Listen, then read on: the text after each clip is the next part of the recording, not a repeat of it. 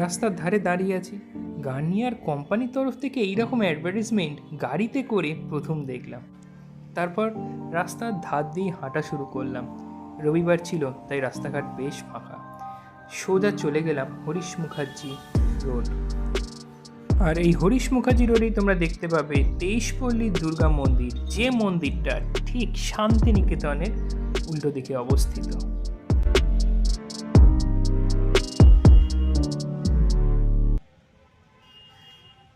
হাজরা ক্রসিংয়ের কাছে এই বড় পুরনো দিনের আর্কিটেকচারটা দেখা যায়। এটা হচ্ছে আমুলিয়া ম্যানশন, যেটা 1830-এর সময় তৈরি হয়েছিল। আমি অবশ্যই এটা গুগল করেই দেখি। কিছুক্ষণ দাঁড়ালাম এখানে। রবিবার ছিল, গাড়ি ঘোড়া অন্যান্য দিনের থেকে অনেক কম। ডান দিকে মাথাটা ঘোরাতেই দেখতে পেলাম একটা হোটেল, নাম হোটেল সিদ্ধার্থ। তো উল্টো দিকের এই রাস্তাটা ধরে এবার আমরা হাঁটবো। সহকর্মীকে বললাম, তুমি আগে হাঁটো, আমি পিছু পিছু হাঁটবো। কিছুটা এগোতেই ডান দিকে তাকাতেই খেয়াল হলো এই পুরনো দিনের বাড়ি। এখানে অনেক তোমরা দেখতে পাবে যত এগোবে। উল্টো দিকেই অটো স্ট্যান্ড, এখান থেকেই ছাড়ে খিদিরপুরের অটো, আলিপুরের অটো, চিড়িয়াখানায় যাওয়ার জন্য এখান থেকে অটো, ন্যাশনাল লাইব্রেরি যাচ্ছে। আর খুব ভালো ফিশ ফ্রাইয়ের গন্ধ বেরোচ্ছিল, ফ্রাইয়ের গন্ধ। এগোতেই বুঝতে পারলাম এখানকার হয়তো খুব পপুলার কোনো স্ন্যাক্সের দোকান, নাম জেপি ফাস্ট ফুড। এই গন্ধের মধ্যে দিয়ে এগিয়ে গেলাম সামনের দিকে। খেয়াল হলো চারপাশে পরিবেশটা অন্যান্য সময় থেকে অনেকটাই আলাদা। রবিবার, অনেক বেশি ফাঁকাও লাগছে। দূরে পুরনো বাড়ি এবং নতুন গাড়ি সব দেখতে দেখতে হঠাৎই খেয়াল হলো এই গার্নিয়ার কোম্পানির গাড়িগুলো। প্রথমে তো একটা দেখলাম হলুদ রঙের, তারপরেই খেয়াল হলো আর একটা আর একটা। পরে বুঝলাম এই নানা রকম রঙের ওদের কসমেটিক্স আছে, সেই কালার ওয়াইজ গাড়িতেও রং করা হয়েছে। পুরনো কলকাতাকে এইভাবে দেখতে আমাদের সব থেকে বেশি ভালো লাগে। একটা ফুচকার গাড়ি একা একাই হেঁটে চলে যাচ্ছে। তারপর দেখলাম হাজরা রোড, যে রাস্তাটা ডান দিকে এরকম ভিতরে চলে গেছে। হতে পারে আশুতোষ কলেজের সাথে কোনোভাবে কানেক্টেড, আমি এখানে ঢুকিনি। আমরা সোজাই হাঁটছিলাম হরিশ মুখার্জি রোড, যেখান থেকে শুরু হবে সেই দিকে যাওয়ার জন্য। মানুষ কত কম। চারপাশের এই পুরনো বাড়িগুলো যখন দেখতে পাই, আমার সহকর্মীকে বলি, দেখবে এগুলো হয়তো কোনো এমন কারুর বাড়ি, আমরা জানি না তার নাম। তিনি হয়তো সেই সময়কার এখানকার বিখ্যাত কোনো মানুষ ছিলেন। নিচে একটা কাঁচ পড়েছিল, গাড়ির কাঁচ মনে হলো। আর পাশে তাকাতেই এরকম একটা দরজা বাড়ির ভিতর ঢুকে যায়। কিছুক্ষণ দাঁড়িয়ে দেখার পরে সোজা হেঁটে একটু এগোতেই খেয়াল হলো চলে এসেছি আমরা হরিশ মুখার্জি রোডের মুখে।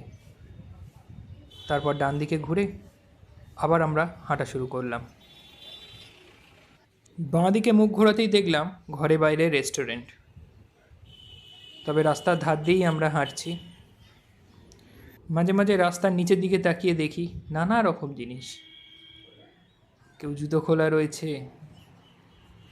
আর সোজা তাকাতেই মাঝে মাঝে এই পুরনো দিনের, অনেক পুরনো দিনের বাড়ি দেখা যায়, যেগুলো দাঁড়িয়ে দেখলে আমাদের সময় কেটে যায় এবং পুরনো কলকাতাকে অনুভব করতে পারি।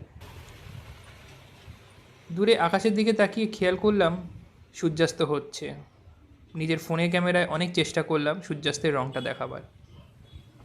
তারপরে আবার ডান দিকে ফেরা। দূরের বাড়িগুলোর দিকে একবার তাকালাম, পুরনো কলকাতাকে অনুভব করার চেষ্টা করলাম, সেই সময়কার কলকাতাকে, সেই সময়কার ঘটনাকে। কেউ একজন ডান দিকে বসে রয়েছে সেই বাড়িটার তলায়। হয়তো অনেক ইতিহাস লুকিয়ে আছে এই বাড়িগুলোতে। না জানা ইতিহাস মাথার মধ্যে ঘোরে, অনেক প্রশ্ন জাগে। সেই প্রশ্নের উত্তর হয়তো পাবো না, কারণ এগুলো নিয়ে কোনো রিসার্চ নেই। তবে বই পড়ি, আমি অনেক বই পড়েছি। জানতে ইচ্ছা করে সেই সময়কার জমিদাররা কারা ছিলেন, এবং নিশ্চয়ই পয়সাওয়ালা মানুষদেরই বাড়ি হবে এইসব। গরিব মানুষরা তো এত বড় বাড়িতে থাকতে পারবে না। বাঁদিকে খেয়াল করলাম একটা লেন, রানী শঙ্করী লেন। আবার হাঁটা শুরু। আবার একটা রাস্তা পেলাম, ডান দিকে চলে গেছে মেন রোডের দিকে।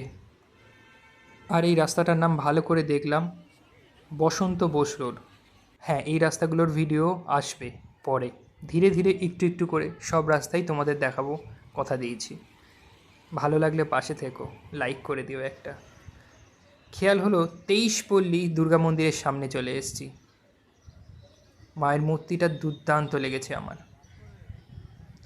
আর পিছনে ফিরে দেখতেই দেখতে পেলাম শান্তিনিকেতনের সেই বাড়ি। আলাদা করে হয়তো তোমাদের চেনাতে হবে না, তোমরা জানো কার। বাড়ির রঙটা দেখো কী সুন্দর।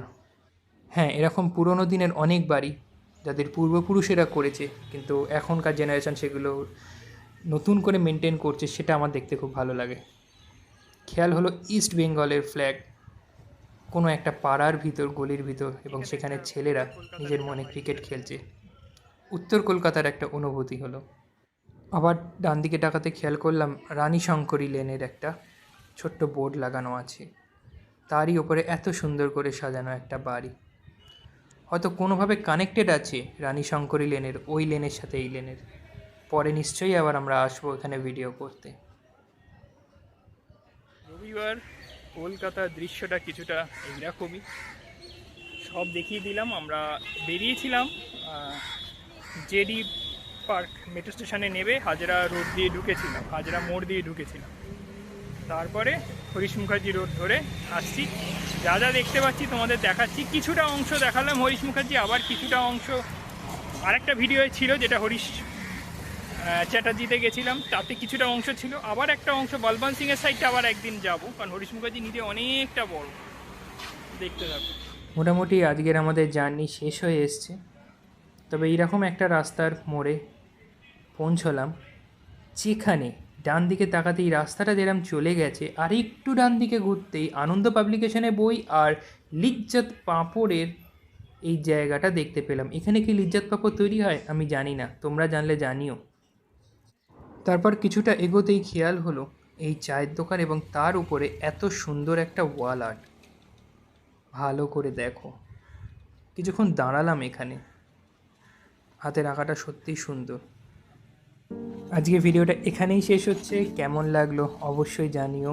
পরের ভিডিও খুব তাড়াতাড়ি চলে আসছে তোমাদের কাছে।